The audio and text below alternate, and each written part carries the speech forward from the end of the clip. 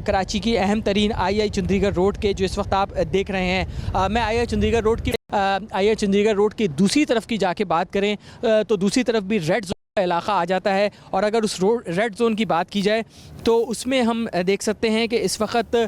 जो शाहीन कॉम्प्लेक्स का इलाका है वो भी जो है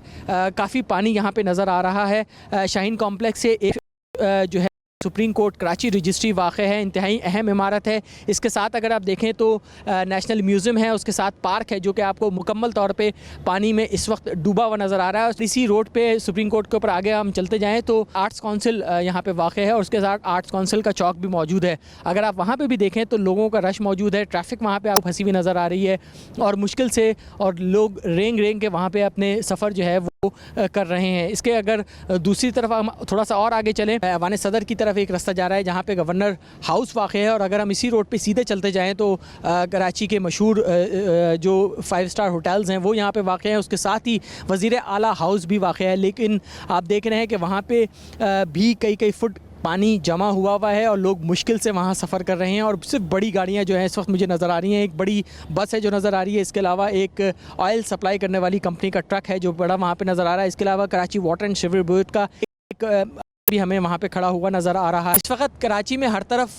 बादल छाए हुए हैं और जो महकमा मौसमियात ने आदाद शुमार जारी किए हैं, सुबह 8 से लेकर 2 बजे तक जो बारिशें हुई हैं उसमें सबसे ज़्यादा बारिशें PF बेस फैसल पे हुई हैं जो कि 130.4 मिलीमीटर रिकॉर्ड की गई है। उसके बाद नाज़िमाबाद में रिकॉर्ड की गई है जिसकी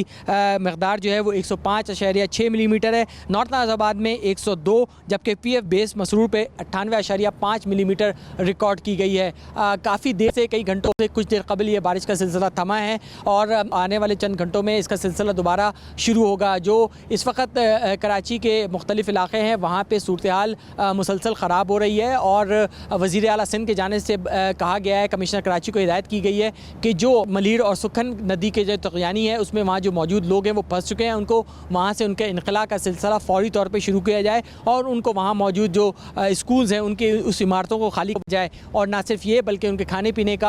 भी इंतज़ाम किया जाए।